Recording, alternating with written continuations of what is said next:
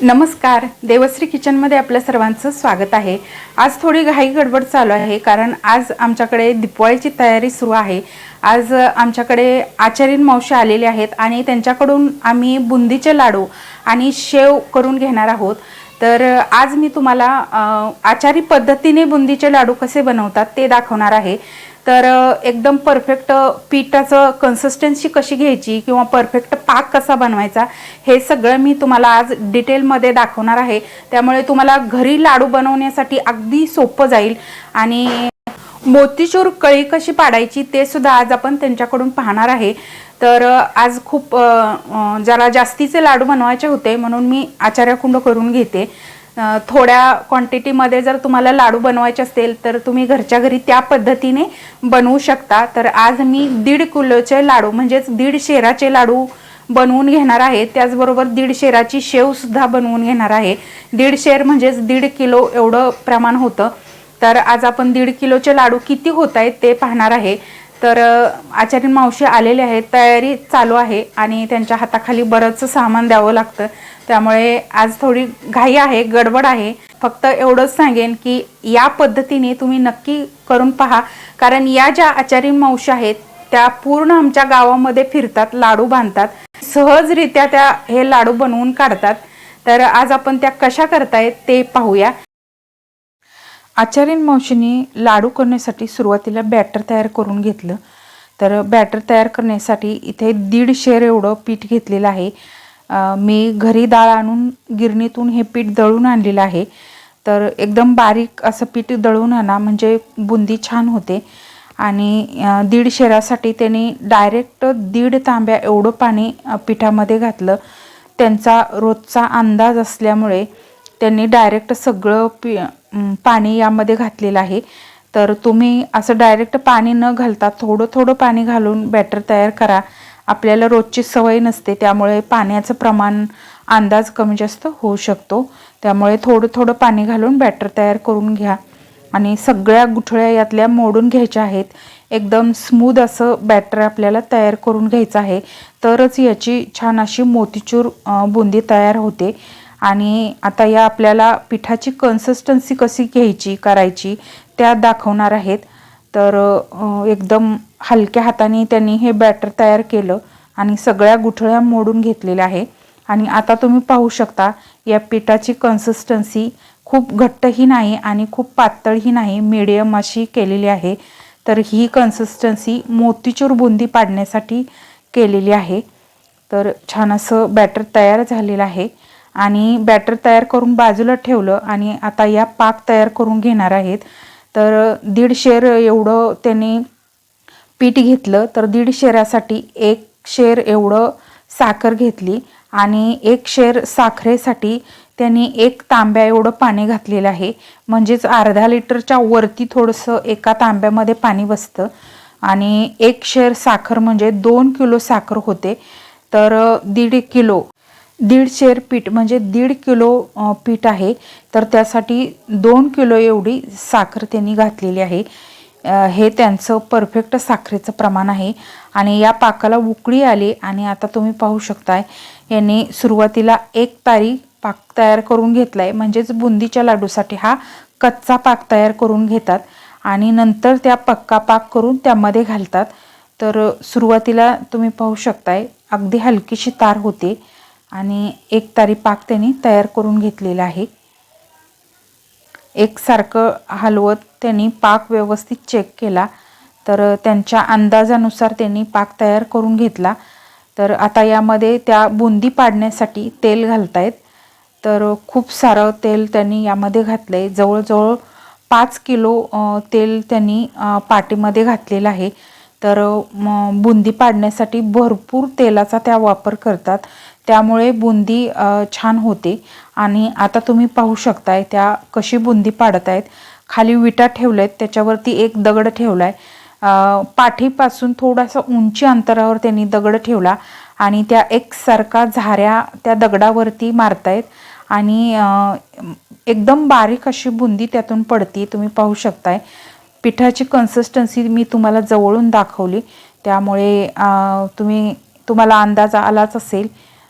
कसं आपल्याला पिठाची कन्सिस्टन्सी पाहिजे. आणि तुम्ही पाहू शकताय किती बारीक अशी बुंदी पडलेली आहे. याच बुंदीला मोतीचूर बुंदी असं म्हणतात आणि यापासूनच त्या मोतीचूर लाडू तयार करणार आहेत. तर 1-2 मिनटे ही बुंदी तळल्यानंतर त्यांनी एकसारखं हलवायला सुरुवात केलेली आहे आणि त्या तुम्ही पाहू शकताय कशा पद्धतीने हलवतायत. बाजूची जी बुंदी आहे ती मध्ये घेत आहेत आणि मधली जी बुंदी आहे ती मिक्स करून हलवून त्यांनी तळून घेतली आणि हलकीशी थोडीशी हाताला घट्ट बुंदी लागली की त्यांनी काढून घेतलेली आहे. एका मोठ्या पाटीमध्ये त्यांनी बुंदी काढून घेतली आणि आता यामध्ये त्या जो कच्चा पाक त्यांनी करून घेतलेला आहे तो त्यामध्ये घालणार आहेत.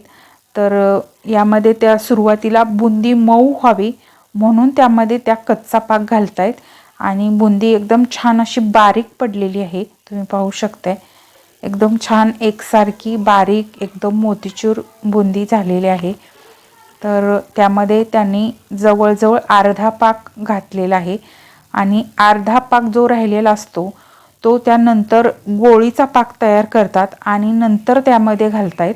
तर सुरुवातीला त्यांनी अर्धा पाक यामध्ये घातला आणि जसजशी त्यांनी बुंदी तयार केली तसतसे त्यांनी त्या कच्च्या पाकामध्ये मिक्स करून घेतलेली आहे आणि अशा पद्धतीने त्यांनी सगळी बुंदी अगोदर पाडून करून घेतलेली आहे. अगदी मस्त अशी बुंदी त्यांनी पाडलेली आहे आणि तुम्ही पाहू शकताय त्या कशा पद्धतीने बुंदी तयार करतायत आणि अशाच पद्धतीने त्यांनी सुरुवातीला सगळी बुंदी तयार करून घेतलेली आहे आणि आता थोडीशी पीठ शिल्लक राहिलं होतं त्यामध्ये त्यांनी कलर घातलेला आहे. तर त्यांनी लाल कलर घातलाय. तुमच्या आवडीनुसार तुम्ही यामध्ये कोणताही रंग वापरू शकता. लाल बुंदी मधून लाडूमध्ये दिसते तेव्हा ती दिसायला लाडूसुद्धा खूप छान दिसतात. त्यामुळे यामध्ये त्या कलर घालून करतायत. तर एकदम अगदी सोप्या पद्धतीने त्यांनी कळी पाडली. अगदी सहजरित्या त्यांनी ही बुंदी करून घेतलेली आहे. त्यांचं रोजची सवय असल्यामुळे त्या पटपट करून घेतात आणि जी कलरची बुंदी आहे ती त्यांनी वेगळी काढलेली आहे. कारण जेव्हा गरम पाक आपण याच्यावरती घालतो त्यावेळेस कलर दुसऱ्या बुंदीला लागण्याची शक्यता असते. म्हणून आता उरलेला पाक त्यांनी परत गॅसवरती ठेवला आणि तो कडक करून घ्यायचा आहे. म्हणजेच गोळीचा पाक तयार करून घ्यायचा आहे आणि गोळीचा पाक कसा तयार करायचा त्या आपल्याला दाखवत आहेत. तर उलटण्यावरती जेव्हा पाक घेतो तेव्हा त्याला खडी तार झाली पाहिजे. तुम्ही पाहू शकताय तार सरळ अशी होते त्यावेळेस त्याला कडक पाक झाला असं समजायचं. त्यांनी सगळा पाक या बुंदीमध्ये घातलेला आहे. तर त्या आता व्यवस्थित मिक्स करून घेणार आहेत. तर सगळा पाक या कळीमध्ये या बुंदीमध्ये मिक्स करून घेतल्यानंतर 10 मिनिटे आपण ही बुंदी अशीच बाजूला ठेवणार आहोत.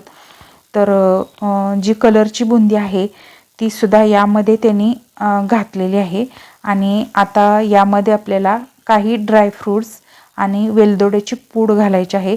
यामध्ये काजू, बदाम आणि मगज बी घातलेले आहेत. त्याचबरोबर वेलदोड्याची पूड घातलेली आहे. तुम्हाला जर यामध्ये वेलदोड्याचा फ्लेवर आवडत नसेल तर तुम्ही यामध्ये थोडासा व्हॅनिला इसेन्ससुद्धा घालू शकता. त्यामुळे सुद्धा लाडूला खूप छान चव येते. पण आमच्याकडे वेलदोड्याचा फ्लेवर खूप आवडतो म्हणून वेलदोडे घातलेले आहेत. तर हे सगळे आता व्यवस्थित एकदा मिक्स करून घ्यायचं आहे आणि लाडू बांधण्यासाठी इथे आपली ही बुंदी तयार झालेली आहे आणि आता आम्ही सगळेजण मिळून लाडू बांधतोय. तर सुरुवातीला थोडीशी गरम असतानाच लाडू बांधायला सुरुवात केलेली आहे आणि तुम्ही पाहू शकता किती मस्त असा सुंदर लाडू झालाय आणि अगदी सहजरित्या हा लाडू तयार होतोय. याचा अर्थ आपला पाक आणि बुंदी एकदम परफेक्ट झालेली आहे. आमच्याकडे खूप साऱ्या बायका आहेत त्यामुळे सगळ्यांनी मिळून आम्ही हे लाडू बनवतो आणि सगळ्यांनी पटपट लाडू बनवून तयार होतात. कधी लाडू एवढे तयार होतात ते कळत सुद्धा नाही कारण एवढ्या बायका आमच्या घरामध्ये आहेत. तर सगळ्यांनी मिळून आम्ही पटपट लाडू बांधून घेतलेले आहेत आणि तुम्ही पाहू शकता इथे सगळ्यांचे लाडू अगदी एकसारखे झालेले आहेत आणि अशा पद्धतीने सगळे लाडू आम्ही बांधून घेतलेले आहेत. लाडू आपले बांधून झालेले आहेत आणि तुम्ही पाहू शकता एकदम छान असे लाडू झालेत, अजिबात तेलकट नाही किंवा खूप सारा पाकसुद्धा यामध्ये नाही, अगदी योग्य प्रमाणामध्ये त्यांनी हे लाडू बनवून दिलेले आहेत। आणि हे पटकन बांधून झाले कारण आमच्या घरामध्ये खूप साऱ्या बायका आहेत, त्यामुळे हे आम्ही पटपट सर्वांनी मिळून लाडू बांधलेले आहेत। 1.5 किलोचं हे प्रमाण आहे, तर जवळजवळ 100च्या वरती हे लाडू तयार होतात। लाडू तुम्ही केवढा बांधताय त्यानुसार हे लाडू तयार होतात। जर मोठे असतील तर 100 होतील, मीडियम असतील तर 110 होतील किंवा खूप छोटे असतील तर 125 लाडू 1.5 किलोमध्ये होतात। तर हे शेराने माप त्या आचार्यन मावशीने घेतलेलं आहे, त्यामुळे 1.5 शेर असं प्रमाण घेतलंय, तर 1.5 शेरामध्ये 1.5 किलो एवढंच पीठ होतं। त्यामुळे हे 1.5 किलोचे मस्त असे 110 लाडू झालेत। मीडियम साईजचे लाडू बांधून घेतलेले आहेत आणि खूप सारे लाडू बांधायचे होते म्हणून मी आचार्यन मावशीला सांगितलं होतं, त्यामुळे इथे आपले हे छान असे दिपवळीचे लाडू तयार झालेले आहेत। आणि ही रेसिपी तुम्हाला कशी वाटली ते कमेंट करून मला नक्की सांगा। आचारी पद्धतीने लाडू तुम्हाला कसे वाटतात ते सांगा। या पद्धतीने कमी प्रमाणामध्ये लाडू बनवायचे असतील तर तुम्ही बनवू शकता। यामध्ये मी तुम्हाला पिठाची कन्सिस्टन्सी कशी घ्यायची ते दाखवलं किंवा पाक कसा करायचा ते दाखवलेलं आहे। अगदी परफेक्ट असा व्हिडिओ मी बनवलेला आहे, त्यामुळे तुम्हाला लाडू करायला अगदीच सोपं जाईल। या पद्धतीने तुम्ही नक्की करून पहा, तुमचे लाडू सुद्धा एकदम मस्त होतील। कमेंट करून मला नक्की सांगा ही रेसिपी तुम्हाला कशी वाटली आणि आवडली तर लाईक शेअर नक्की करा आणि माझ्या चॅनलला सबस्क्राईब करायला विसरू नका।